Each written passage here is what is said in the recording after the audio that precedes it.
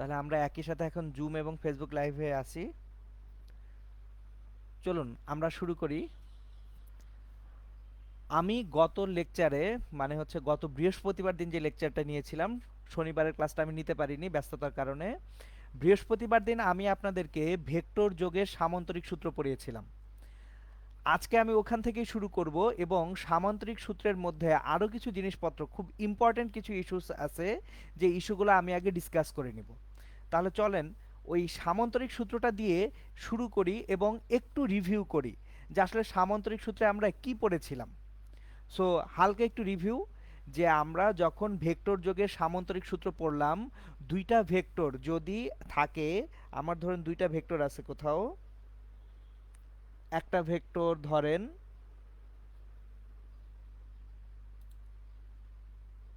আমার একটা vector P vector, আর একটা ভেক্টর কিউ ভেক্টর।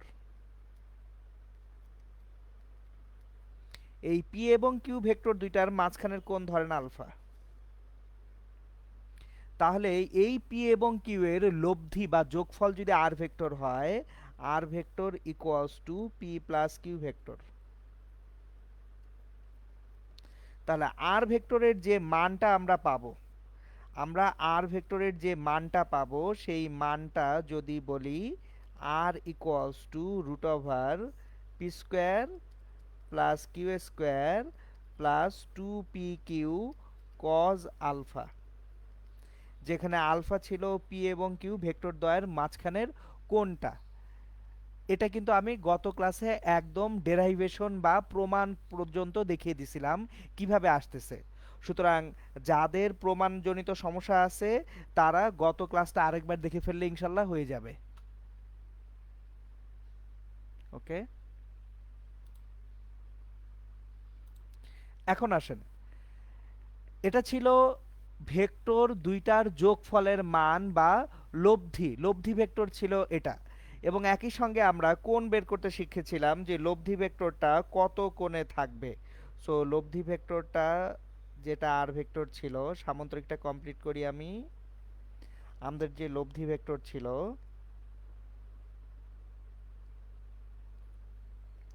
সেই লব্ধি ভেক্টর আর,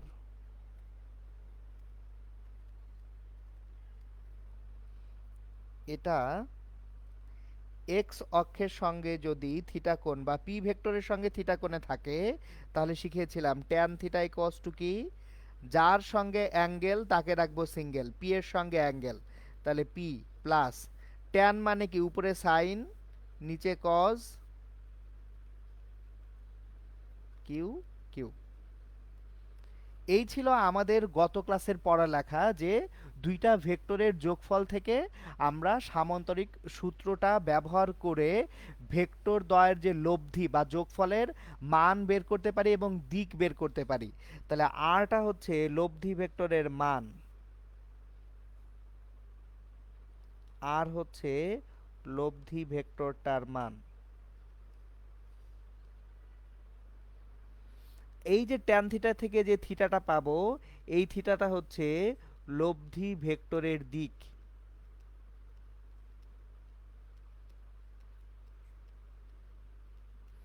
তাহলে আমরা সামান্তরিক সূত্রের মাধ্যমে অ্যাকচুয়ালি দুইটা ভেক্টরের যোগফল থেকে লব্ধি ভেক্টরের মান পেতে পারি, লব্ধি ভেক্টরের দিক পেতে পারি।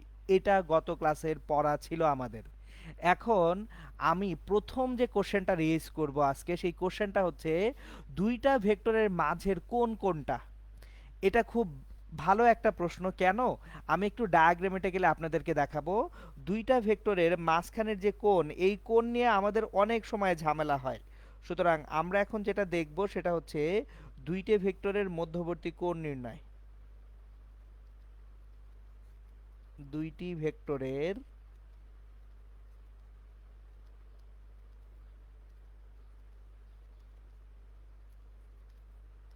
মধ্যবর্তী কোণ, এইটা যদি ঠিকমতো জানা না থাকে তাহলে অ্যাকচুয়ালি আমাদের বেশ ভালো ভুগতে হতে পারে। কেন কিভাবে সেটা আমি একটু ব্যাখ্যা করি, চলেন।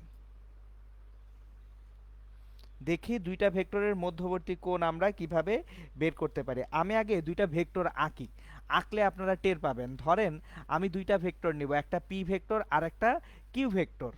সো যদি আমি এইখানে একটা পি ভেক্টর আঁকি এইভাবে, এইটা আমার পি ভেক্টর, আর আমি একটা কিউ ভেক্টর রাখলাম এইভাবে, এইটা আমার কিউ ভেক্টর। দিতেই পারে পরীক্ষায় আপনার এইভাবে চিত্র একটা আঁকা থাকতেই পারে। এখন পি এবং কিউ এর মধ্যবর্তী কোণ কত আপনাকে জিজ্ঞেস করা হলো। সো এইখানে একটা জিনিস খেয়াল করেন, একটু মনোযোগ সহকারে এই জিনিসটা মনে রাখবেন, কারণ এইটা আপনাকে সবচেয়ে বেশি ভুগাবে কোথায় বলি, চুম্বকে যে ভুগাবে। দ্বিতীয় পত্রের যখন চুম্বক পড়বেন, যদি এইখানে অ্যাঙ্গেলের বিষয়টা ক্লিয়ার না থাকে, ওইখানে ভুগবেন। নদী নৌকার অঙ্কগুলা করার সময় এটা আপনাকে ভুগাবে। সুতরাং এটা খুব ইম্পর্টেন্ট যে দুইটা ভেক্টরের মাঝখানের কোণ আসলে কোন কোনটা। খেয়াল করে দেখি, আমি যদি কিউ ভেক্টরটাকে এক্সটেন্ড করি উপরের দিকে, এটা হচ্ছে কিউ ভেক্টর। পি ভেক্টরটাকে যদি আরো আগে থেকে শুরু করি, ধরেন পি ভেক্টরটা আরো আগে থেকে শুরু করে দিলাম, তাহলে এটাই কিন্তু পি ভেক্টর। এখন দেখেন কনফিউশন তৈরি করে দিছে আমি। আপনারা এখন কনফিউজড হবেন খুব স্বাভাবিকভাবে যে আসলে কোন এখন কোথায়। পি এবং কিউ ভেক্টরের মধ্যবর্তী কোণ কোনটা? পি এবং কিউ ভেক্টরের মধ্যবর্তী কোণ এখন আমি দেখতেছি এটা একটা কোণ হতে পারে, আবার এটাও একটা কোণ হতে পারে। এখন কোনটা পি ও কিউ এর মধ্যবর্তী কোণ, এটা আমরা কিভাবে ডিসাইড করব? সো ডিসিশনটা নেওয়াটা খুব সহজ যদি আমরা থিওরিটা মাথায় রাখি। খেয়াল করেন সামান্তরিক সূত্রে কি বলা হয়েছে, একই বিন্দুতে যদি দুইটা ভেক্টর কাজ করে, একই বিন্দু, এই যে একই বিন্দু, তাহলে একই বিন্দু থেকে যখন পি ভেক্টর বের হয়ে গেল, কিউ ভেক্টর বের হয়ে গেল, তাহলে অ্যাঙ্গেল আলফা হচ্ছে এটা। অথবা একই বিন্দুতে যখন ভেক্টর দুইটা প্রবেশ করলো, পি ভেক্টর প্রবেশ করলো, কিউ ভেক্টর প্রবেশ করলো, তখন এদের মধ্যবর্তী অ্যাঙ্গেল আলফা হচ্ছে এইটা। আর এই দুটো কোণ তো সমান, পরস্পর বিপ্রতীপ কোণ। তাহলে আমি একেবারে বাংলায় যদি স্টেটমেন্টটা লিখি, আমরা বাংলা স্টেটমেন্টটা এখানে এইভাবে লিখে রাখবো, কোনো ভেক্টর কোনো বিন্দুতে ক্রিয়ারত দুইটি ভেক্টরের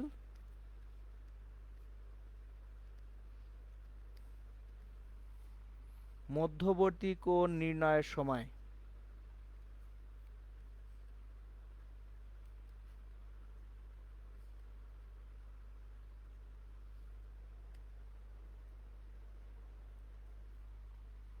খেয়াল রাখতে হবে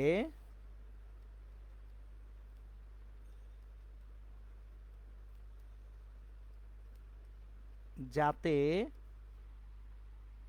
ভেক্টরদ্বয়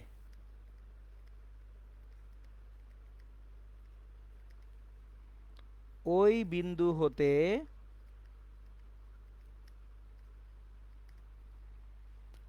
আইদার উভয়েই বহির্মুখী হয়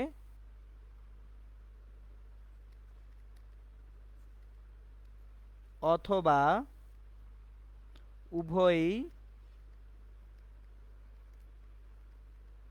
অন্তর্মুখী।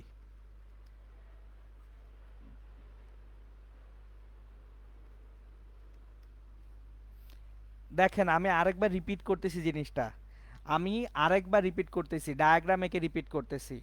ধরেন আমি দুইটা ভেক্টর রাখবো, একটা ভেক্টর এইটা পি ভেক্টর,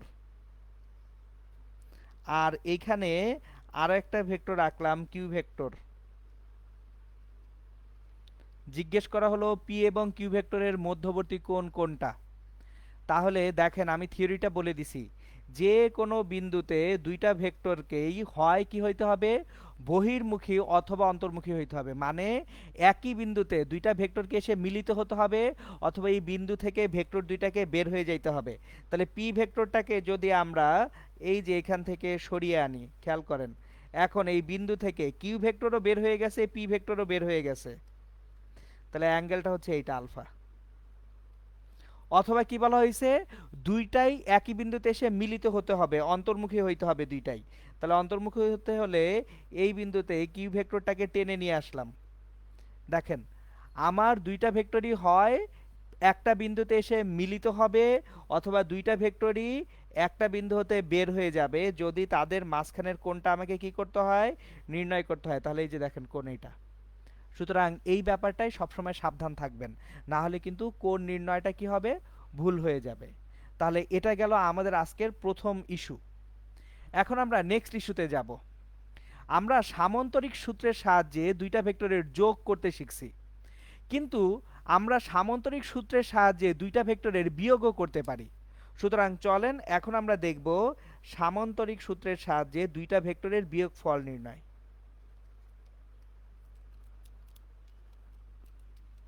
সামান্তরিক সূত্রের সাহায্যে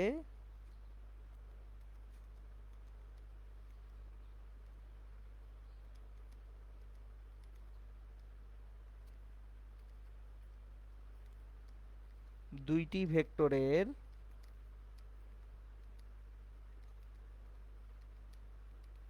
বিয়োগফল নির্ণয়।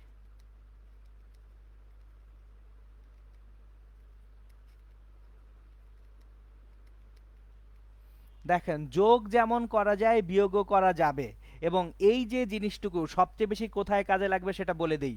অধ্যায় 4 যখন পড়বেন নিউটনিয়ান বলবিদ্যা, ওখানে যখন ভরবেগের সংরক্ষণশীলতা পড়বেন, এই অংশটুকু না পারলে ম্যাথ করতে পারবেন না। সো আপনাদের এই চ্যাপ্টারে এটা খুব বেশি লাগবে না, কিন্তু যেহেতু নিউটনিয়ান বলবিদ্যায় যে ভেক্টরের এই কনসেপ্টটুকু কাজে লাগবে, সেহেতু আমি এখানে আপনাদেরকে পড়িয়ে রাখবো যে সামান্তরিক সূত্রের সাহায্যে দুইটা ভেক্টরের কি নির্ণয় করা যায়, বিয়োগফল নির্ণয় করা যায়। চলেন সিম্পলি দেখি আমরা। ধরেন পি একটা ভেক্টর, এটা কিউ আর একটা ভেক্টর এখানে আছে, এবং পি ও কিউ এর মাঝখানের যে কোণটা সেই কোণটা ধরেন আলফা, পি ও কিউ এর মধ্যবর্তী কোণ আলফা। তাহলে যোগফল যদি করতে যাই সিম্পলি সামান্তরিকটাকে আঁকি। এই যে আর ভেক্টর, এটা আর ওয়ান ভেক্টর বলি, আর ওয়ান ভেক্টর এটা হচ্ছে পি প্লাস কিউ ভেক্টর। তাহলে আর ওয়ানটা পি এবং কিউ ভেক্টরের লব্ধি যদি হয় এবং আর ওয়ানটা পি এর সাথে থিটা কোণ উৎপন্ন করে, আর ওয়ান ইকুয়ালস টু কি হবে, root over P square plus Q square plus two P Q cos alpha হবে, এবং tan theta equals to P plus Q cos alpha, আর উপরে কিউ সাইন আলফা হবে। সুতরাং এটা তো একটু আগেই করছি, যোগফল তো আমরা নির্ণয় করতে পারি। আপনি বিয়োগফল দেখান। সো চলেন বিয়োগফল দেখাই। আমার এখন উদ্দেশ্য হচ্ছে পি মাইনাস কিউ নির্ণয় করা, আমার উদ্দেশ্য হচ্ছে p vector minus q vector করা। এখন actually p vector minus q vector মানে কি, p vector plus minus q vector না? দেখেন তো, আগে জিনিসগুলো একটু বুঝতে শিখি। পি ভেক্টর থেকে কিউ ভেক্টর বিয়োগ করার মানে কি, পি ভেক্টরের সঙ্গে ঋণাত্মক কিউ ভেক্টরকে যোগ করা। এর মধ্যে কি কোনো তফাৎ আছে? কোনো তো তফাৎ নাই। সো আপনি পি এর সঙ্গে কিউ কে ঋণাত্মক করে যোগ করার, পি থেকে কিউ বিয়োগ করা একই কথা। তাহলে এখন কিউ এর ঋণাত্মক ভেক্টর, একটা ভেক্টরকে ঋণাত্মক কিভাবে করা যায়, জাস্ট উল্টিয়ে দিলে যে ভেক্টর পাবো সেটা ঋণাত্মক ভেক্টর হয়। তাহলে আমরা এখানে ঋণাত্মক ভেক্টরও শিখে ফেললাম। দেখেন আমি কিছু সংজ্ঞা আপনাদেরকে আমি পড়াবো না, আমি ম্যাথ করতে করতে সংজ্ঞাগুলো আপনাদের ডেভেলপ করে দিব। এই যে দেখেন ঋণাত্মক ভেক্টর কাকে বলে সংজ্ঞা এখানে পেয়ে গেছি। একটা ভেক্টরকে জাস্ট যদি উল্টো দিকে প্রকাশ করা হয় বা বিপরীত দিক করে দেওয়া হয়, তাহলেই সেটা ঋণাত্মক ভেক্টর হয়ে যায়। তাহলে কিউ ভেক্টরটাকে উল্টো দিকে নিয়ে আসলাম, তাহলে এটা কি, কিউ এর ঋণাত্মক ভেক্টর। এখন আমি এই যে পি প্লাস মাইনাস কিউ যদি করি, দেখেন আমার উদ্দেশ্য এখন এই যে পি প্লাস মাইনাস কিউ যদি করি, তাহলে এইখানে যে লব্ধিটা পাবো, যোগফল বা লব্ধি, এটা যদি আমার আর টু ভেক্টর হয়ে থাকে,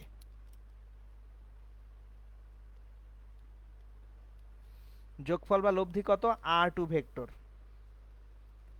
তাহলে আমার আর টু এর মান কত সেটা আমরা জানতে চাই। এখন প্রথমে একটা জিনিস খেয়াল করেন, একটা ভেক্টরকে উল্টে দিছি, আমি উল্টে দিছি মানে কি তার দিক চেঞ্জ করছি, মান কি চেঞ্জ হয়েছে? একটু সহজ ভাষায় বুঝিয়ে বলি। ধরেন কিউ ভেক্টরের মান ছিল 10 একক, তাহলে মাইনাস কিউ ভেক্টরের মানও কিন্তু 10 এককই থাকবে। একটা ভেক্টরকে ঋণাত্মক করা হলে তার মানের কোনো পরিবর্তন হয় না, শুধুমাত্র দিকের পরিবর্তন হয়। তাহলে আমার কিউ এর মান চেঞ্জ হয় নাই, কিউ এর মান আগেও যা ছিল এখনো তাই আছে। তাহলে চেঞ্জ হইলটা কি? চেঞ্জ হয়ে গেছে দিক। কিভাবে? আগে পি এবং কিউ এর মাঝখানের কোণ কত ছিল? আলফা। এখন পি এবং মাইনাস কিউ এর মাঝখানের কোণ কি আর আলফা আছে? পি এবং মাইনাস কিউ এর মাঝখানের কোণটা হয়ে গেছে 180 মাইনাস আলফা। জিনিসটা আমি আরেকবার রিপিট করতেছি। আমি যখন পি এবং কিউ এর যোগফল নির্ণয় করছিলাম, তখন পি এবং কিউ এর মাঝখানের কোণ ছিল আলফা।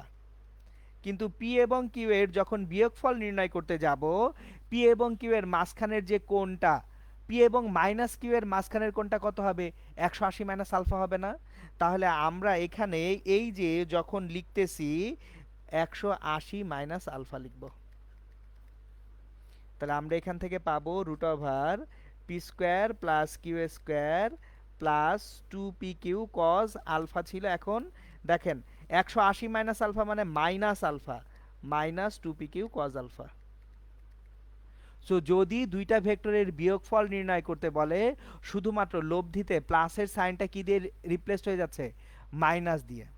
এখন লব্ধির দিক যদি নির্ণয় করতে বলি, বিয়োগ ফলে লব্ধির দিক নির্ণয় করতে বলা হলো আপনাকে, তার মানে আর টু ভেক্টরটা পি ভেক্টরের সঙ্গে যদি থিটা প্রাইম কোণ উৎপন্ন করে, আর টু ভেক্টর পি ভেক্টরের সঙ্গে থিটা প্রাইম উৎপন্ন করছে, ইন দ্যাট কেস আমাদের তাহলে tan theta prime equals to কার সঙ্গে কোণ উৎপন্ন করেছে? পি এর সঙ্গে, পি প্লাস উপরে সাইন। এখন কিন্তু 180 মাইনাস আলফা কেন? কারণ আমি পি এবং মাইনাস কিউ নিয়ে কাজ করতেছি, সুতরাং পি এবং মাইনাস কিউ এর মাঝখানের কোণ কত? 180 মাইনাস আলফা। আর এখানে কজ 180 মাইনাস আলফা, তাহলে এটা কিউ, এটা কিউ। তাহলে উপরে কিউ সাইন আলফা থাকবে, নিচে হয়ে যাবে p minus q cos alpha. তাহলে এই যে দেখেন, আমাদের দুইটা ভেক্টরের যোগফল যেমন আমরা সামান্তরিক সূত্রের সাহায্যে নির্ণয় করতে পারি, দুইটা ভেক্টরের বিয়োগফলও কি করা যায়? এই সামান্তরিক সূত্র দিয়ে নির্ণয় করা যায়। তাহলে সব সময় মাথায় রাখবো, বিয়োগ যখন করব তখন বিয়োগের বেলায় অ্যাকচুয়ালি শুধুমাত্র কি চেঞ্জ হয়ে যাবে? ডাইরেকশনটা চেঞ্জ হবে। বিয়োগ করা মানে একটা ভেক্টরকে ঋণাত্মক করা মানে হচ্ছে সেই ভেক্টরের কি চেঞ্জ হয়ে যাওয়া? দিক চেঞ্জ হয়ে যাওয়া। সো আমরা সামান্তরিক সূত্রের সাহায্যে যোগফল এবং বিয়োগফল দুটোই শিখলাম, দুইটা ভেক্টরের মধ্যবর্তী কোণ নির্ণয় করতে শিখলাম। ওকে, এখন আজকে আমি যেটা শুরু করব সেটা হচ্ছে বোর্ড পরীক্ষায় এখান থেকে বেশ ভালো রকম ভাবে কোশ্চেন আসে, এবং সেই কোশ্চেনটা হচ্ছে অনুধাবনমূলক প্রশ্ন বা এমসিকিউতে এখান থেকে কোশ্চেন আসে।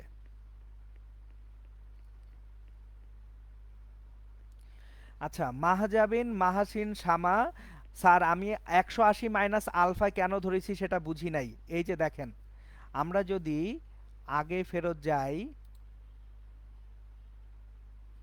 খেয়াল করেন, পি ভেক্টরের সঙ্গে আমি মাইনাস কিউ ভেক্টর নিয়ে কাজ করতেছি, পি ভেক্টরের সঙ্গে প্লাস কিউ না মাইনাস কিউ। মাইনাস কিউ কোন দিকে? উল্টা দিকে। এখন মাইনাস কিউ যদি উল্টা দিকে হয়, পি এবং মাইনাস কিউ এর মাঝখানের কোণ কত? 180 মাইনাস আলফা। সো আমরা আলফার জায়গায় এখন কত নিয়ে কাজ করতেছি? 180 মাইনাস আলফা নিয়ে কাজ করতেছি। এই ওকে, আমরা এখন যেটা করব সেটা হচ্ছে, আমি বলতেছিলাম যে অনুধাবনমূলক প্রশ্ন বা হচ্ছে এমসিকিউ হিসেবে অনেক বেশি আসে কোশ্চেন এখান থেকে, এবং নদী নৌকার ম্যাথ পুরোটাই এটার উপরে ডিপেন্ডেন্ট। এটাকে বলা হয় লম্বাংশে বিভাজনের প্রয়োগ। সো আমরা এখন যেটা দেখব, ভেক্টরের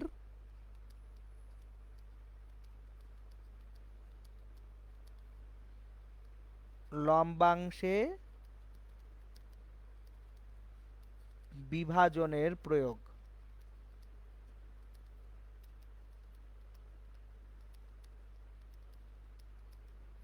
মানে আমরা একটা ভেক্টরকে যখন লম্বাংশে ভাগ করব, এই লম্বাংশে ভাগ করার প্রয়োগটা আমাদের দৈনন্দিন জীবনে কি হবে সেটা আমরা শিখব। সুতরাং চলেন আমরা আগে একটা ভেক্টরকে লম্বাংশে বিভাজন করি। কোন একটা ভেক্টর নেই, ধরেন একটা ভেক্টর আমি নিলাম এ, এ একটা ভেক্টর। এখন আমি কিন্তু আপনাদেরকে অলরেডি শিখিয়েছি দ্বিমাত্রিক স্থানাঙ্ক ব্যবস্থায় এ একটা ভেক্টরকে প্রকাশ করা যায় কিভাবে।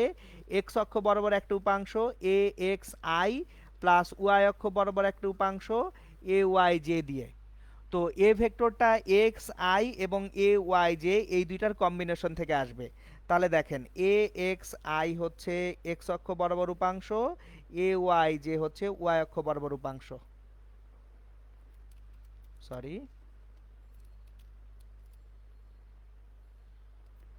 তাহলে এই যে এক্স অক্ষ বরাবর উপাংশ এক্স আই আর ওয়াই অক্ষ বরাবর উপাংশ এ ওয়াই জে।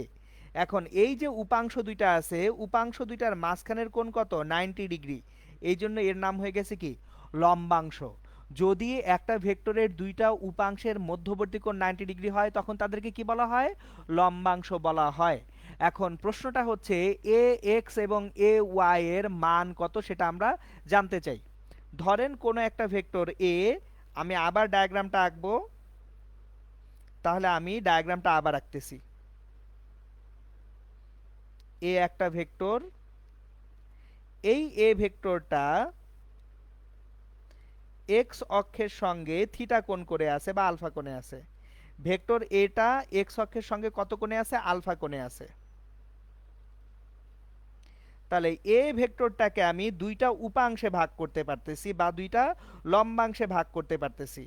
এ ভেক্টরের এক্স অক্ষ বরাবর লম্বাংশটা এর মান হবে এক্স, ওয়াই অক্ষ বরাবর লম্বাংশের মান হবে এ ওয়াই। তাহলে এটা হচ্ছে এ এক্স, ওয়াই অক্ষ বরাবর লম্বাংশের মান এ ওয়াই।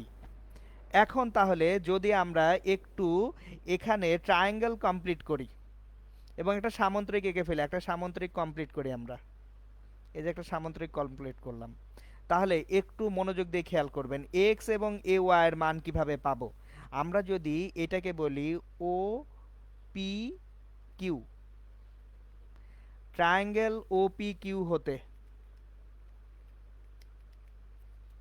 ওপি কিউ ট্রায়াঙ্গেলটা যদি আমরা মনোযোগ দিয়ে খেয়াল করি, এখানে ভূমিটাকে এক্স, অতিভুজটা কি এ, তাহলে এক্স বাই এ সমান কজ আলফা। তাহলে ভূমি বরাবর উপাংশ এক্স সমান এ কজ আলফা। একইভাবে যেটা পিকিউ, পিকিউটা কিন্তু এ ওয়াই নির্দেশ করে। তাহলে এ ওয়াই বাই এ লম্ব বাই অতিভুজ সমান কি সাইন আলফা। তাহলে এ ওয়াই সমান এ সাইন আলফা। তাহলে এই যে দেখেন খুব সুন্দর মতো যদি আমি ভেক্টর এবং ভূমি বা এক্স অক্ষের সঙ্গে কোনটা জানি, আলফাটা জানি, সেক্ষেত্রে এ কজ আলফা এবং এ সাইন আলফা এই দুটো দিয়ে আমরা অ্যাকচুয়ালি কি বের করতে পারবো, দুইটা উপাংশের মান বের করতে পারবো। খেয়াল করেন আবার বলতেছি, একটু এগুলা মনোযোগ দিতে হবে আমাদের। এ এক্স, এ ওয়াই, এক্স হচ্ছে অনুভূমিক বা এক্স অক্ষ বরাবর উপাংশের মান। আমি কিন্তু এক্স কে উপাংশ বলছি না, এটা খুব কেয়ারফুল থাকবেন, কারণ উপাংশ হচ্ছে ভেক্টর। এখানে এক্সটা কিন্তু ভেক্টর না, এক্স হচ্ছে উপাংশের মান। একইভাবে এ ওয়াই, এটা হচ্ছে উলম্ব বা ওয়াই অক্ষ বরাবর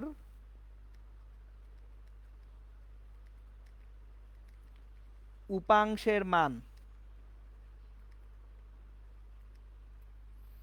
তাহলে উপাংশ কোনটা, আপনি উপাংশের মান বলতেছেন এটাকে, তাহলে উপাংশ হচ্ছে এই যে এক্স আই গোটাটা, আই ভেক্টর, উপাংশ একটা ভেক্টর, তাহলে এক্স আই হচ্ছে এক্স অক্ষ বরাবর উপাংশ।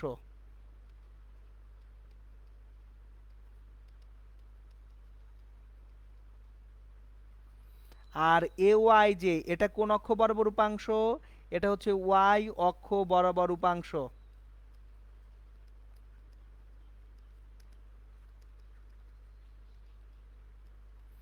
সুতরাং দেখেন, উপাংশ একটা ভেক্টর রাশি, তাহলে যদি আপনাকে উপাংশ বের করতে বলে আপনাকে কিন্তু আই এবং জে দুইটা সহ বলতে হবে। যদি উপাংশের মান বের করতে বলে তখন আই এবং জে লাগবে না, তখন শুধুমাত্র মানটা বের করবেন। চলেন একটা ম্যাথ করি, যে টাইপের ম্যাথ পরীক্ষায় থাকে সেটাই সরাসরি দেখাবো। সো আমরা তাহলে এখানে একটা ম্যাথ করব। কোশ্চেন 1।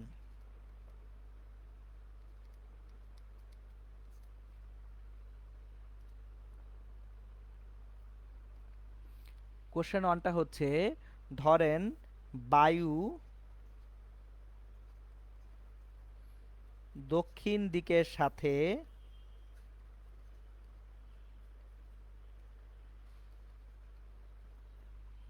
30 ডিগ্রি কোণে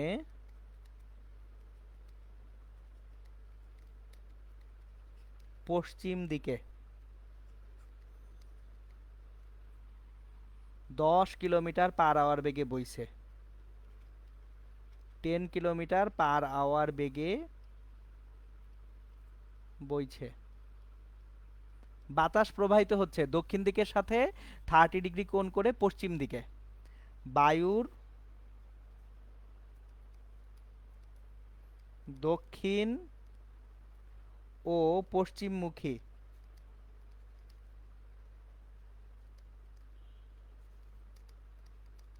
উপাংশের মান কত? আমার এখানে জিজ্ঞেস করা হলো দক্ষিণ ও পশ্চিমমুখী উপাংশের মান। খেয়াল করে দেখেন, মান চাওয়া হয়েছে, কোনো দিক চাওয়া হয়েছে? কোনো দিক কিন্তু চাওয়া হয় নাই। সুতরাং প্রশ্ন আগে খুব ভালো মতো খেয়াল করবেন যে প্রশ্নে কি চাওয়া হয়েছে। প্রশ্নে চাওয়া হয়েছে উপাংশের মান। তার মানে আমার শুধু এ এক্স এ ওয়াই বের করলেই হবে, কোনো আই জে লাগবে না আমাদের এখানে। তাহলে আমরা সমাধান করার জন্য আগে যেটা করব, ফিজিক্সের যে কোনো প্রবলেম সলভ করার জন্য প্রথমেই হচ্ছে ডায়াগ্রাম আঁকা খুব জরুরি। ডায়াগ্রাম এঁকে ফেললে প্রবলেম সলভ করা খুব সহজ হয়ে যায়। সো চলেন আমরা একটু ডায়াগ্রামটা আঁকি।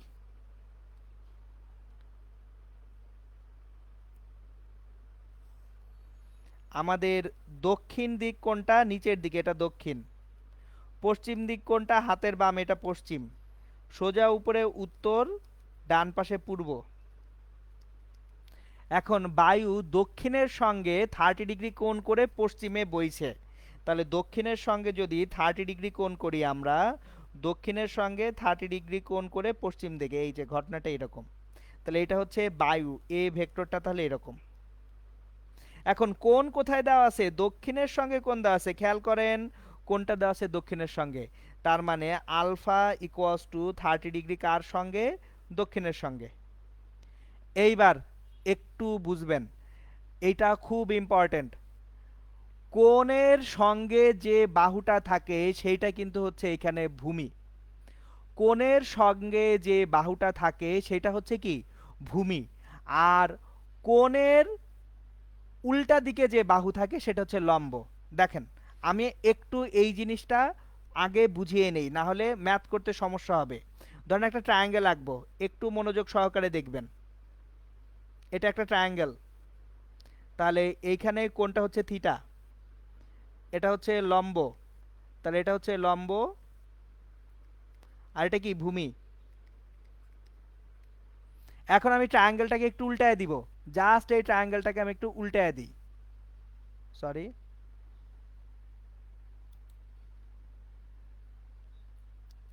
আমি যদি এই ট্রায়াঙ্গেলটাকে উল্টে আঁকি, রোটেট করে দিই, রোটেট করে দিলে ঘটনাটা কি হবে একটু দেখেন তো।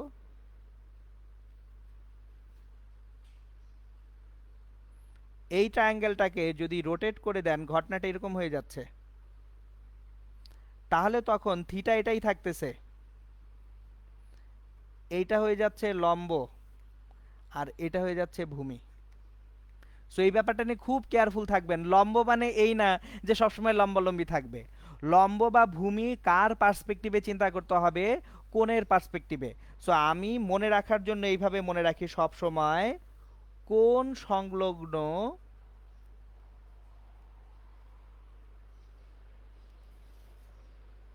ছোট বাহু ভূমি। কোণের বিপরীত বাহু লম্ব।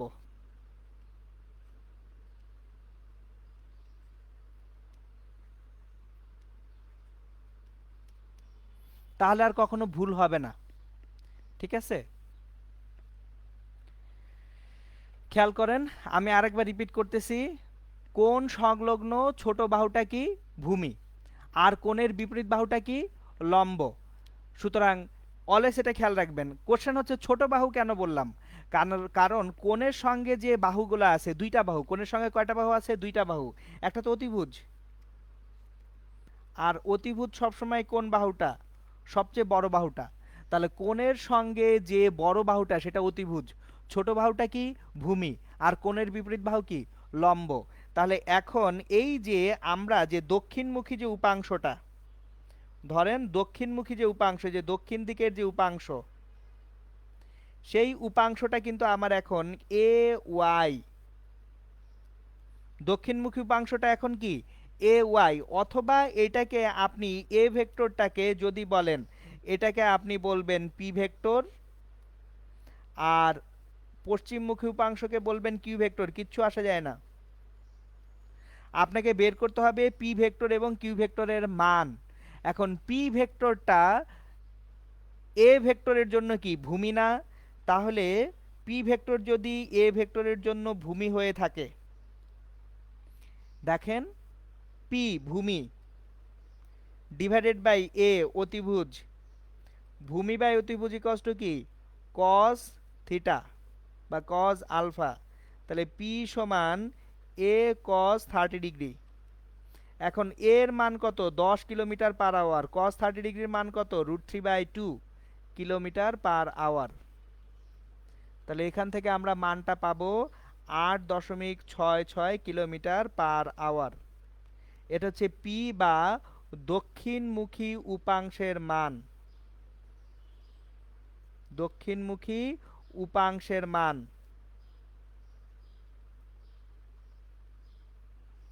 আর যদি আপনাকে বলতো যে দক্ষিণমুখী উপাংশ কত, উপাংশটা কত, তাহলে তখন আপনি বলতেন দক্ষিণমুখী উপাংশ।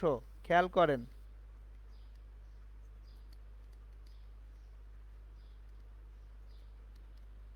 8.66। কিন্তু এটা কোন দিকে? উপরের দিকে না নিচের দিকে? নিচের দিকে। নিচের দিকে হলে কি প্লাস জে হবে না মাইনাস জে হবে? নিচের দিকে হলে অবশ্যই মাইনাস জে হবে। তাহলে একটা মাইনাস আনবো, এখানে জে ভেক্টর আনবো। সুতরাং আপনার পরীক্ষায় প্রশ্নে দক্ষিণমুখী উপাংশের মান বের করতে বললেও পারছেন, আর যদি ডিরেক্টলি বলে দক্ষিণমুখী উপাংশ কত, সেটাও পারতেছেন। এখন তাহলে পশ্চিমমুখী উপাংশ, পশ্চিমমুখী উপাংশটা হচ্ছে কিউ।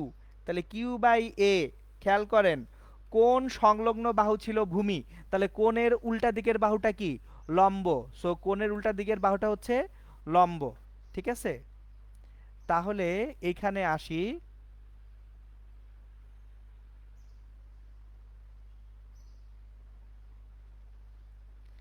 কত হয় দেখি।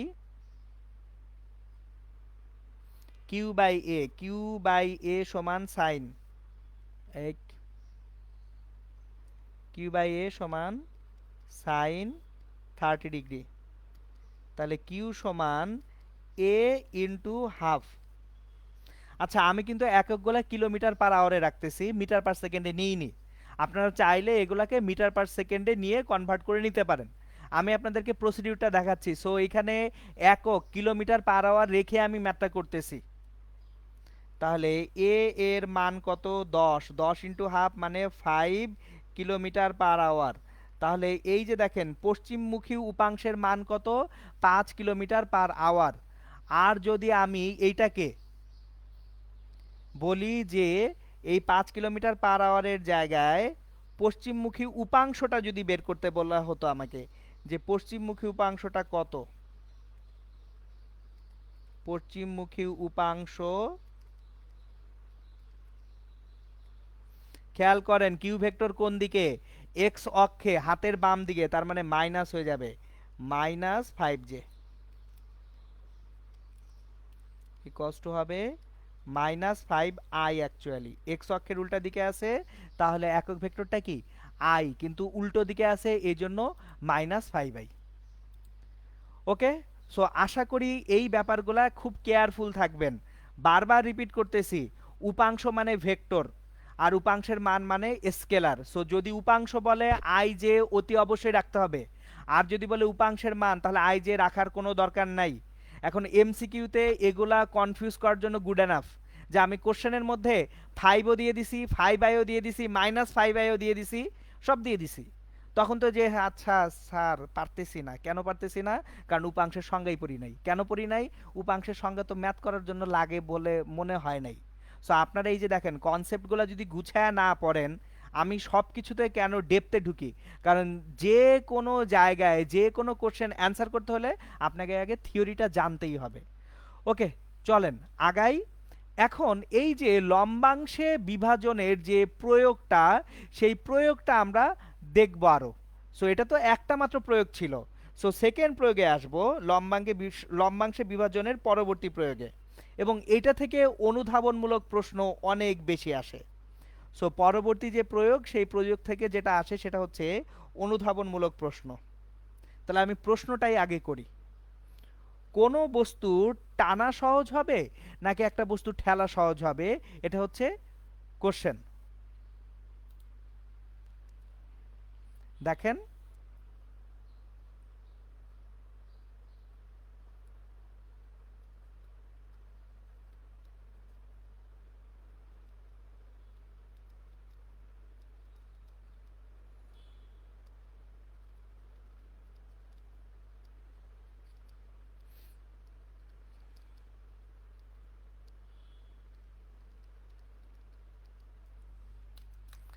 আমার প্রশ্নটা হচ্ছে একটা বস্তুকে কি টানা সহজ নাকি ঠেলা সহজ, এটা হচ্ছে কোশ্চেন।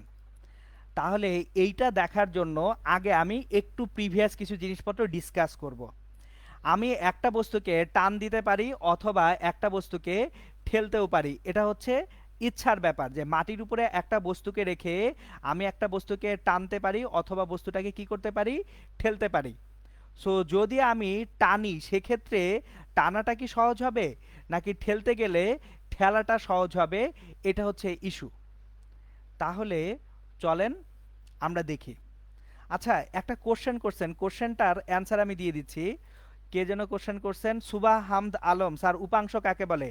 আমার লেকচার নাম্বার 2 দেখে ফেলবেন। লেকচার নাম্বার 2তে উপাংশ কাকে বলে তার ডিটেইলস আলোচনা আছে।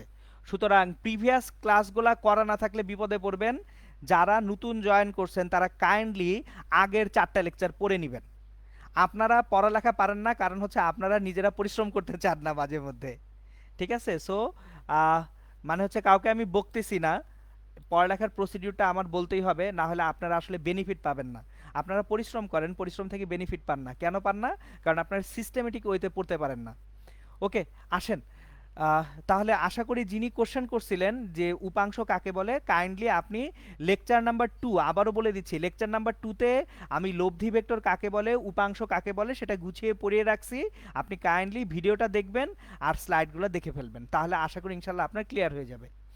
এখন আসেন, একটা বস্তু টানতে সহজ লাগবে নাকি ঠেলতে সহজ লাগবে, এই জিনিসটা আমরা দেখব। সো আমাদের বইয়ে কোশ্চেনগুলো আসে এইভাবে যে লন রোলার টানা সহজ নাকি ঠেলা সহজ। সো আমার এইখানে আমি লন রোলার দিয়ে শুরুতেই কোশ্চেনটা আনবো না, আগে আপনাদের যে কোনো একটা বস্তু দিয়ে পুরো সিনারিওটা বুঝাবো। ঠিক আছে? তাহলে চলেন আমরা আগে একটা বস্তু,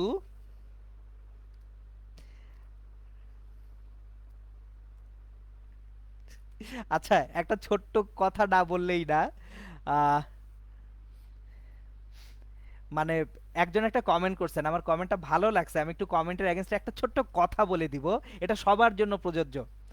মানে আমি নামটা বলতেছি না, যেহেতু প্রাইভেটলি আমাকে মেসেজটা পাঠাইছেন যে ইনশাল্লাহ আপনার দোয়া আর আমাদের পরিশ্রমে পারবো স্যার। কথাটা আমার খুব ভালো লাগছে যে আমার দোয়া এবং আপনাদের পরিশ্রমে, কিন্তু একটা জিনিস অ্যাড করতে বলবো, সবার আগে সবচেয়ে বেশি দোয়া কবুল হয় নিজের দোয়া। সো আপনারা শুধু যে পরিশ্রম করবেন তাই না, নিজেরাও অবশ্যই দোয়া করবেন। আমি অবশ্যই ইনশাল্লাহ আপনাদের সবার জন্য দোয়া করব। যদি দোয়া না থাকে, যদি ভালো লাগাটা না থাকে, আমি তো পড়াতাম না। আপনাদের পড়াই আমি, কারণ আমার পড়াইতে মজা লাগে, জিনিসগুলো ভাঙি কেন, কারণ আমার ভাল লাগে যে একটা বাচ্চা যদি জিনিসটা থেকে শিখতে পারে, বুঝতে পারে, ফিজিক্সের জগৎটা যদি সহজ হয়, ওটা আমার জন্য খুব ভাল লাগে। সো আমি অবশ্যই সবার জন্য দোয়া রাখবো ইনশাল্লাহ। কিন্তু সবার আগে প্রয়োজন কি, আপনাদের নিজেদের জন্য নিজেরা দোয়া করবেন অবশ্যই, এবং পড়ালেখাটা করবেন। ঠিক আছে? মুহাম্মদ সাদনান স্যার, কথা আটকে যাচ্ছে। কথা আটকে গেলে মেবি আপনার নেটওয়ার্ক ট্রাবল, কারণ অন্য কেউ তো বলতেছে না কথা আটকাচ্ছে। ওকে, আচ্ছা চলেন পড়াই ঢুকি।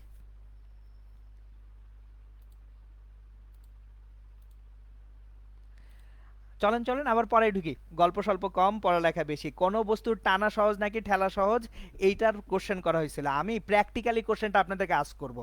আজকে বাসায় প্র্যাকটিক্যালি কাজটা করবেন। আপনাদের প্রত্যেককে আমি বাসায় প্র্যাকটিক্যালি কোশ্চেনটার একটা সলিউশন বের করতে বলতেছি। দেখেন আমি সিনারিওটা বলে দেই। বাসায় একটা চেয়ার নেন, ধরেন একটা চেয়ার, এই যে একটা চেয়ার আঁকি, চেয়ার নেন। এই টেবিল টানতে যান না, টেবিল টানতে গেলে দেখা যাবে টেবিলের পা খুললা চলে আসছে, ঝামেলায় পড়ে যাবেন। আব্বা আম্মা পিটাবে পড়ে, যে তোদের কি ফিজিক্স পড়তে যায় হচ্ছে জিনিসপত্র ভাঙতে হবে নাকি এখন। সো এটা একটা চেয়ার। এখন এই চেয়ারটাকে আপনি দুই ভাবে নিতে পারেন, একবার হচ্ছে ঠেলতে পারেন আর একবার টানতে পারেন। তো ঠেলা কি, ঠেলা হচ্ছে আপনি যদি চেয়ারের এই যে মাথার পিছনে এইখানে হাত দিয়ে ধাক্কা দেন, এটা হচ্ছে ঠেলা। এটা কি ঠেলা।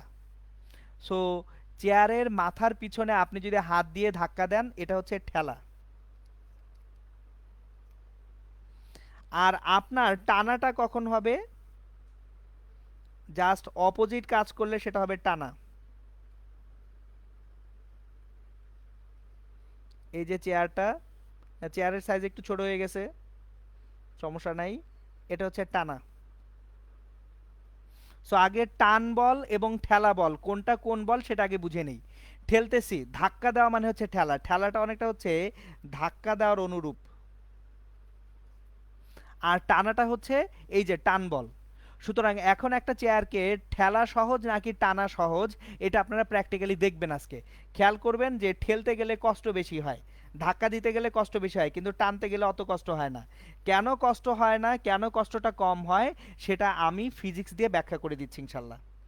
ধরেন কোনো একটা তলের উপরে একটা বস্তু রাখা আছে। সো মাটিতে একটা তলের উপরে একটা বস্তু রাখা আছে। রুমানা হোসাইন, ফেসবুকের লাইভের কমেন্টগুলো পড়তেছি। সো দুইটা কমেন্ট করছে, দুইটাই পড়ছি, কিন্তু দুইটাই আপাতত ইরিলিভেন্ট কমেন্ট। সো যেগুলো অপ্রাসঙ্গিক কমেন্ট পড়ানোর মাঝখানে, সেগুলো আমি পড়ি না এবং অ্যান্সার দেই না, পরে অ্যান্সার দিই এগুলার। ঠিক আছে, আসেন।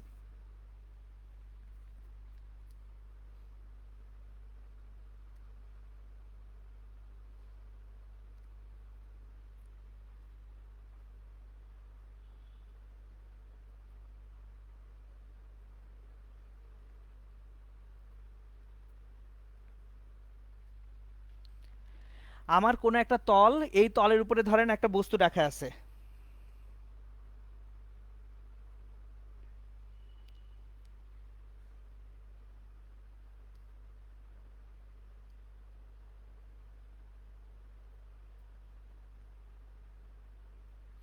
তাহলে তলের উপর যে বস্তুটা রাখা আছে, এই বস্তুটার ভর ধরি এম, এম ভরের একটা বস্তু তলের উপরে রাখা আছে। তাহলে এম ভরের বস্তুটা যদি তলের উপর রাখা থাকে, আমি এটাকে টানতে চাই, তাহলে প্রথমেই দেখবো হচ্ছে টানাটা কিভাবে হয়। টানা, পুল, পুল মানে টানা। তাহলে ধরেন আমি এই যে বস্তুটা আছে, এই বস্তুটাকে এফ একটা বল দিয়ে টানবো, এফ বলে টানতেছি। অনুভূমিকের সঙ্গে কোণটা হচ্ছে আলফা, অনুভূমিকের সঙ্গে কোণটা কত, আলফা কোণে টানবো আমি। আমি অনুভূমিকের সঙ্গে আলফা কোণে টানবো। তাহলে দেখেন এফ বলের দুইটা উপাংশ, একটা হচ্ছে এই যে অনুভূমিক বরাবর এফ কজ আলফা, আরেকটা উপাংশ উলম্ব বরাবর এফ সাইন আলফা। আর ওজন এমজি কোন দিকে কাজ করবে, খাড়া নিচের দিকে। এখন একটা জিনিস খেয়াল করেন, এই যে F cos alpha, F cos আলফাটা কোন দিকে কাজ করতেছে? সোজা সামনে ডান দিকে কাজ করতেছে।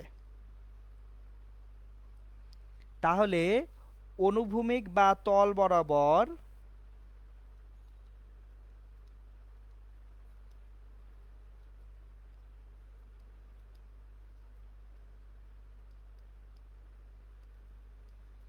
এফ কজ আলফা এইটা বস্তুটিকে সামনের দিকে নিয়ে যায়।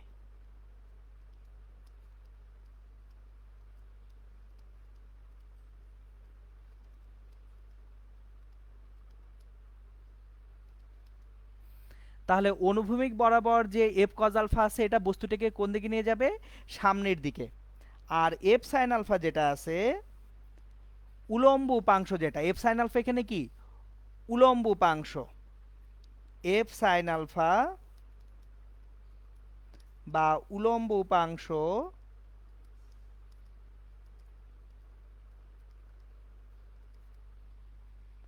ওজনের বিপরীতে কাজ করে।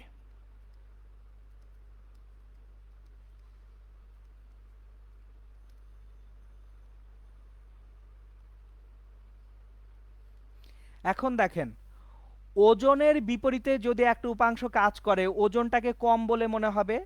তাহলে বস্তুর ওজন যখন কম বলে মনে হবে তখন সেটাকে সরানোটা আপনার জন্য সহজ বলে মনে হবে। সুতরাং বস্তুটাকে হালকা বলে মনে হয়, ফলে বস্তুটিকে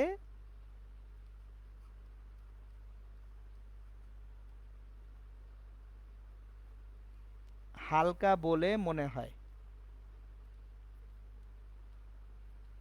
তাহলে টানা কেন কঠিন সেটার ব্যাখ্যা কিন্তু দিয়ে দিলাম। এখন আসেন, টানার পাশাপাশি আমার কি লাগবে? ঠেলা লাগবে। তাহলে ঠেলতে যাই একটা বস্তুকে, টানাটা হয়ে গেছে এইখানে, এবার আমরা ঠেলবো। ঠেলাটা হচ্ছে পুশ করা, ঠেলা পুশ। এই যে দেখেন ঠেলা গাড়ি, কারণ কি ওটাকে ঠেলা হয়, ঠিক আছে। এখন তাহলে আমরা যখন পুশ করব তখন আবারও কোনো একটা তলের উপর বস্তুকে রাখি, কোনো একটা তলের উপর একটা বস্তুকে রাখি, তল,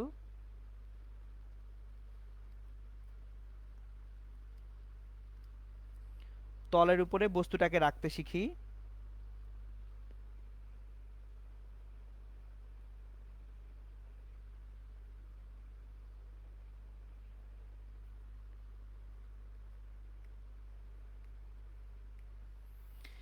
এখন দেখেন তলের উপর যখন বস্তুটাকে রাখতেছি আমি তখন এইখানে ঠেলতেছি, তাহলে ঠেলা দিলে বলটা দিব কিভাবে?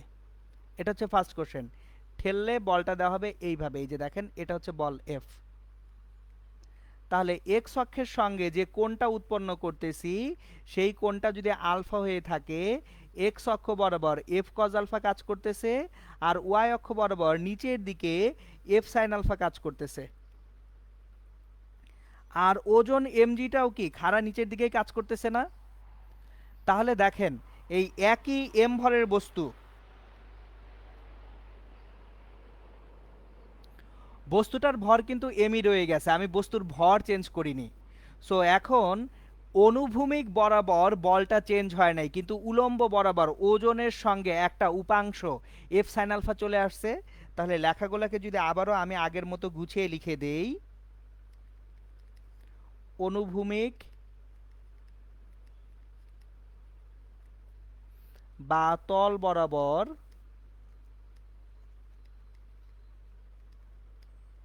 এফ কজ আলফা বস্তুটিকে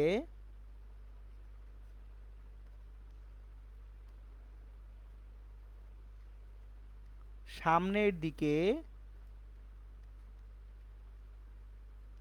এগিয়ে নিয়ে যায়। আর এফ সাইন আলফা যেটা উলম্ব উপাংশ, এফ সাইন আলফা ওজনের দিকে কাজ করে।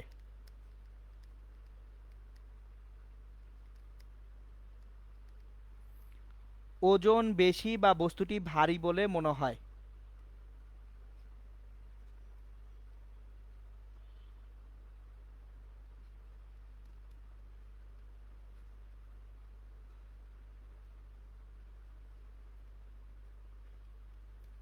তাহলে খেয়াল করে দেখেন, আমরা কিন্তু পেয়ে গেলাম যে টানতে গেলে আমার বস্তুটাকে ভারী লাগবে নাকি ঠেলতে গেলে বস্তুটাকে ভারী লাগবে। ঠেলতে গেলে বস্তুটাকে ভারী লাগবে।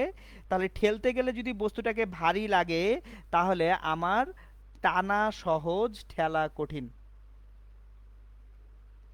টানা সহজ হবে এবং ঠেলা কঠিন হবে।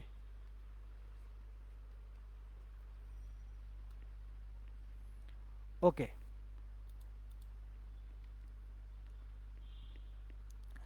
তাফহিম সাদাত, ঘর্ষণ চতুর্থ অধ্যায়ের আলোচনা। এখন এই ঘর্ষণ নিয়ে কোনো টানা হেঁচড়া নাই। ঘর্ষণ বল চতুর্থ অধ্যায় নিউটনিয়ান বলবিদ্যায় আলোচনা করব। আপাতত সব মসৃণ তল ধরেই চিন্তা করেন, ঠিক আছে? সো যখন ঘর্ষণ গুণাঙ্ক আসবে তখন ওই সব ডিটেলসে আমি যাব ইনশাল্লাহ। ওকে। এখন আসেন, বোর্ড পরীক্ষায় যে প্রশ্নটা আসে সেই প্রশ্নটা হচ্ছে লন রোলার ঠেলা সহজ নাকি টানা সহজ, এইটা কোশ্চেন আসে বোর্ড পরীক্ষায়। তাহলে আমরা বোর্ড পরীক্ষার কোশ্চেনটাও একটু সলভ করে নিই, এবং এটা আসবে অনুধাবনমূলক প্রশ্ন হিসেবে। ইভেন বুয়েট ভর্তি পরীক্ষা এখান থেকে 1 বছর কোশ্চেন আসছিল। সো তাহলে চলেন আমরা কোশ্চেনটায় আসি। টপিকটা হচ্ছে লন রোলার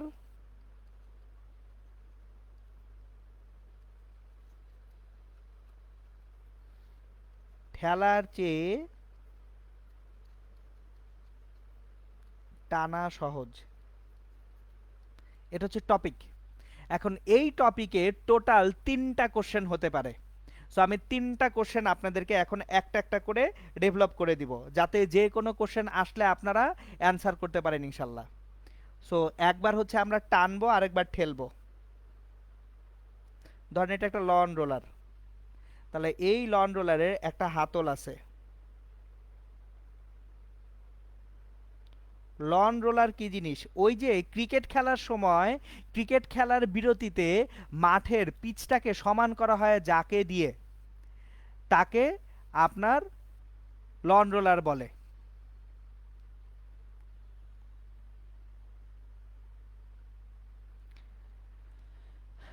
আচ্ছা, কাজী আদিবা হক স্যার, যদি অবজেক্ট একটা বল হয় তাহলে কি সেম হবে? বল তো পুল করার থেকে পুশ করতে ইজি লাগে।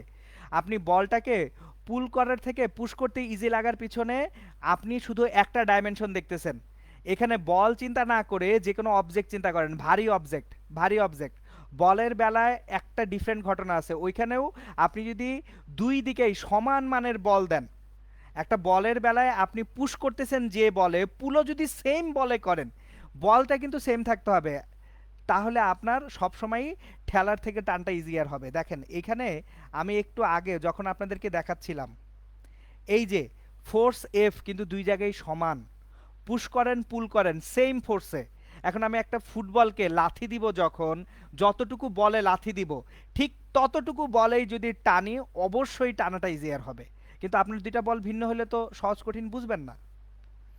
ওকে। যেটা কোশ্চেন ছিল লন রোলার ঠেলার থেকে টানা সহজ। এখন এখান থেকে 3টা কোশ্চেন হতে পারে, আমি কোশ্চেন 3টা আপনাদেরকে দেখানোর কথা। চলেন একটা একটা করে কোশ্চেন 3টা দেখি। সো এইখানে আমি প্রথমেই এটাকে টানবো। তাহলে যদি এটাকে টানতে যাই, এফ বলে টানতে যাচ্ছি, তাহলে টান বলের যে উপাংশ এফ কজ আলফা, উপরের দিকের উপাংশ এফ সাইন আলফা, নিচের দিকে ওজন এমজি। তাহলে এই চিত্রটা হচ্ছে কিসের জন্য? এই চিত্রটা হচ্ছে টানার জন্য। আর যখন ঠেলতে যাব সেম লন রোলার, কিন্তু এখন আমি ঠেলবো। সো যদি ঠেলি, পুশ করি, বলটা দিব কিভাবে? বলটা আসবে হাতল বরাবর নিচের দিকে এইভাবে, এফ। তাহলে এফ বলের দুইটা উপাংশ, একটা হচ্ছে এফ কজ আলফা, আর নিচের দিকে আছে এফ সাইন আলফা। ওজন এমজিও আছে নিচের দিকে। সো দুইটা সিনারিও, একটা ঠেলা আর একটা টানা। কোনটা টানা কোনটা ঠেলা সেটা অবশ্যই বুঝতেছেন, তারপরেও পাশে লিখে রাখি। এটা হচ্ছে টানা আর এটা হচ্ছে ঠেলা। কোশ্চেনগুলো আমি জেনারেট করি। বলছি কয়টা কোশ্চেন? 3টা কোশ্চেন। তাহলে 3টা কোশ্চেন আমি এখানে লিখব।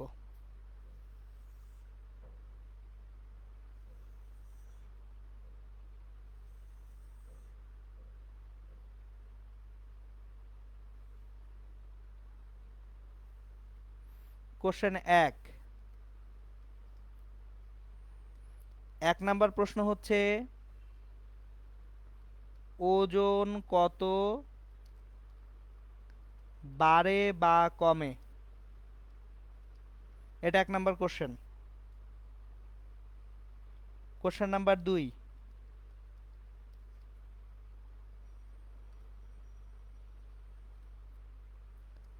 মাটির উপর প্রযুক্ত বল কত?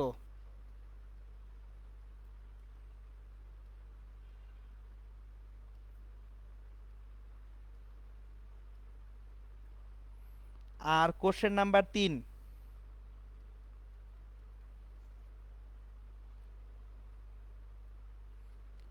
মাটির প্রতিক্রিয়া বল কত?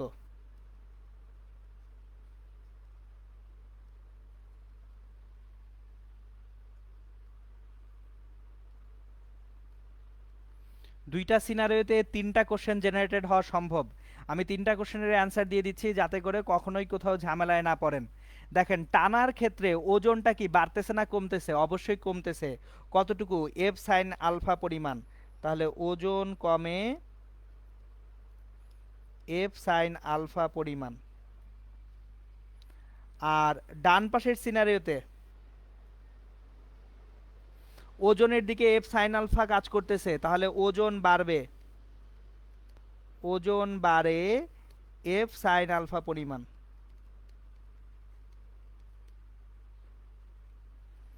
এরপর আসেন মাটির উপরে প্রযুক্ত বল কত? বাম পাশের যে সিনারিও, এখানে মাটির উপর প্রযুক্ত বল mg minus F sine alpha, এটা মাটির উপরে প্রযুক্ত বল। আর ডানে মাটির উপরে প্রযুক্ত বল কত? mg plus F sine alpha. একটু ভালো মতো খেয়াল করেন, বাম পাশের সিনারিওতে আগে ওজনটা মাটির উপরে ছিল, কিন্তু এখন এফ সাইন আলফা ওজনের উল্টো দিকে কাজ করতেছে। তাহলে আমার মাটির উপরে প্রযুক্ত বল mg minus F sine alpha, এটা বাম পাশের সিনারিওতে। আর ডান পাশের সিনারিওতে কত? mg plus F sine alpha. এরপর আসেন, ক্রিয়া এবং প্রতিক্রিয়া বল দুইটার মান সমান না? একটা জিনিস মাথায় রাখেন, এখানে অনেকেই মাইনাস নিয়ে অনেক প্যাচান। খুবই প্যাচান, কোনো প্যাচানোর দরকার নেই। ক্রিয়া প্রতিক্রিয়া বলের মান সমান, দিকটা ডিফারেন্ট। তাহলে মাটির প্রতিক্রিয়া বলের মান ক্রিয়া বলের মানের সমান। একটু ধৈর্য ধরেন, এটা আমি বুঝিয়ে দিচ্ছি। যাদের মাথায় মাইনাস নিয়ে টেনশন আছে, মাইনাসের অ্যান্সার আমি দিয়ে দিচ্ছি, টেনশন নেন না। প্রতিক্রিয়া বল কেন মাইনাস লিখলেন না? কেন লিখলাম না একটু পরে টের পাবেন। আমি এখানে ক্রিয়া বল প্রতিক্রিয়া বল দুইটা বলের মান সমান, কিন্তু তাদের দিকটা কি ডিফারেন্ট। চলেন আমি এই জিনিসটার একটা এক্সপ্লেনেশন দিয়ে দিচ্ছি যাতে কখনো ভুল না হয়। খেয়াল করেন একটু। আমি ধরেন কোনো এক জায়গায় একটা বস্তু রাখবো, এটা একটা বস্তু। এই বস্তুর ওজন 10 নিউটন। একটা বস্তুর ওজন 10 নিউটন। তাহলে বস্তুর ওজন 10 নিউটন। তাহলে মাটির উপরে ক্রিয়া বল কত? মাটির উপরে ক্রিয়া বল 10 নিউটন। এখন এটা হচ্ছে ক্রিয়া বলের মান, কিন্তু আমি যদি এইটাকে দিক সহ প্রকাশ করতে যাই তখন বলো -10 জে। তাহলে এটা হচ্ছে ক্রিয়া বল F1 ভেক্টর। এটাকে আমি বলতেছি ক্রিয়া F1 ভেক্টর। আর প্রতিক্রিয়া বল যেটা উল্টা দিকে কাজ করবে, প্রতিক্রিয়া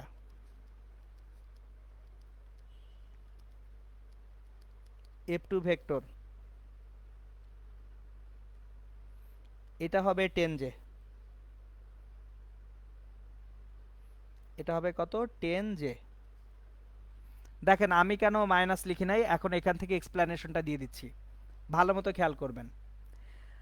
আমার ভেক্টর দুইটা, ভেক্টর দুইটা একটার একটার বিপরীত, খেয়াল করে দেখেন। F1 ভেক্টর সমান minus F2 vector, F1 ভেক্টরটা minus F2 ভেক্টরের সমান, এটা নিয়ে কোনো আপত্তি নাই। কিন্তু ক্রিয়া বলের মান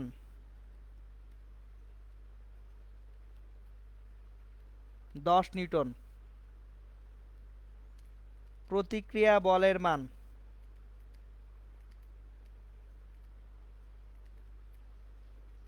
সেটা কি -10 নিউটন না 10 নিউটন? বলের মানের কোনো পরিবর্তন হয় না, উল্টাইলে দিক পরিবর্তিত হয়। সো এটা নিয়ে খুব কেয়ারফুল থাকেন, এটা নিয়ে প্রচুর পরিমাণ ভুল হয় আপনাদের।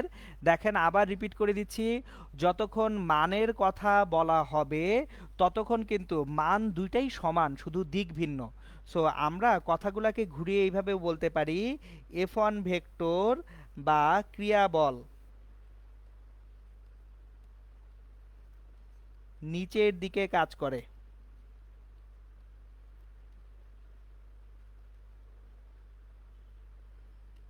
যার মান 10 নিউটন। আর F2 ভেক্টর বা প্রতিক্রিয়া বল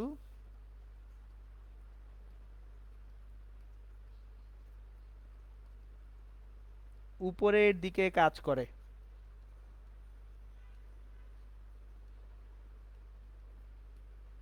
এর মানও 10 নিউটনই। মান চেঞ্জ হচ্ছে না, কিন্তু দিক চেঞ্জ হওয়ার কারণে ভেক্টর আকারে প্রকাশে মাইনাস আসবে। তাহলে আবার একটু পিছনে যাই, রিপিট করি, দেখেন ভালো মতো। এখানে মাটির উপর প্রযুক্ত বল যখন বের করতে বলা হচ্ছে আপনাকে, দেখেন খেয়াল করেন, এই যে মাটির উপর প্রযুক্ত বল কত, ভালো মতো খেয়াল করেন, মাটির উপর প্রযুক্ত বল কত। আমি কি এখানে mg - f সাইন আলফা যখন লিখছি, এখানে কোনো ভেক্টর সাইন আছে? এটা কোনোটা কি ভেক্টর বুঝাচ্ছে না ভেক্টরের মান বুঝাচ্ছে? ভেক্টরের মান। তাহলে মান দুইটা কি ক্রিয়া প্রতিক্রিয়ার ভিন্ন হবে না সমান হবে? ক্রিয়া প্রতিক্রিয়ার মান দুইটা অবশ্যই সমান হবে, কিন্তু দিকের বেলায় ভিন্ন হবে। সো আশা করি কনফিউশন থাকবে না আর এখানে, ওকে? আচ্ছা, আজকের পড়ানো তাহলে এই পর্যন্তই। আচ্ছা, দুইটা কোশ্চেন ফেসবুকে করছিলেন দুইজন, তো আমি কোশ্চেন দুইটার অ্যান্সার খুব সিম্পল। একজন কোশ্চেন করছেন যে উনার একটা লেকচারে আমি রূপন্তী ইয়াসমিন, আমি ওইটার কমেন্ট দেখে অ্যান্সার দিয়ে দিব ইনশাল্লাহ। আর হচ্ছে আরেকজন প্রশ্ন করছিলেন যে শনিবার দিন যে ক্লাসটা হয় নাই সেই ক্লাসের মেকআপ ক্লাস কবে হবে। মেকআপ ক্লাসের ডেট আমি পরে ইনশাল্লাহ বলে দিব, ওটা নিয়ে আপনাদের টেনশন করতে হবে না, সেটা আমার টেনশনের বিষয় অ্যাকচুয়ালি। ওকে, ঠিক আছে, তাহলে আজকে এই পর্যন্তই। আপনাদের সঙ্গে আবার ইনশাল্লাহ দেখা হবে তাহলে কবে? শনিবার দিন। সে পর্যন্ত সবাই ইনশাল্লাহ ভালো থাকবেন, সুস্থ থাকবেন, সুন্দর থাকবেন। আচ্ছা, কোনো কোশ্চেন থাকলে দেখি কি কোশ্চেন।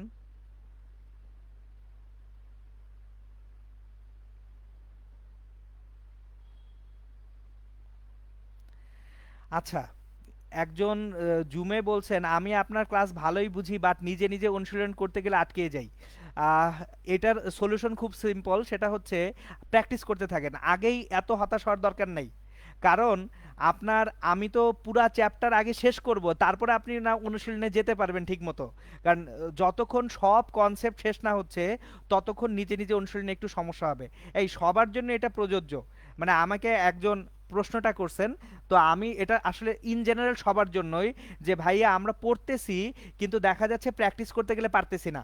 আমি তো আপনাদেরকে পড়াচ্ছি টপিক ওয়াইজ, আগে সবগুলো টপিক শেষ হোক না, সবগুলা গুছিয়ে যখন চ্যাপ্টারটা শেষ হবে তখন যে আপনারা অনুশীলন করতে পারবেন। দেখেন আমি কেন এখন ডিরেক্টলি বোর্ড পরীক্ষার প্রশ্নগুলো হাত দিচ্ছি না, কারণ বোর্ড পরীক্ষার কোশ্চেনগুলো একসাথে অনেকগুলো কনসেপ্টের সংমিশ্রণ হয়। সো আমি সব পড়ানোর আগে যদি একটা কনসেপ্ট না পড়িয়ে ম্যাথে হাত দেই, তখন তো আপনার ডেভেলপমেন্ট ভালো হবে না। সো আগেই ওরিড হওয়ার কিছু নেই। ওকে, তাহলে আজকে এই পর্যন্তই। সবাই ভালো থাকবেন, সুস্থ থাকবেন, সুন্দর থাকবেন ইনশাল্লাহ। আসসালামু আলাইকুম।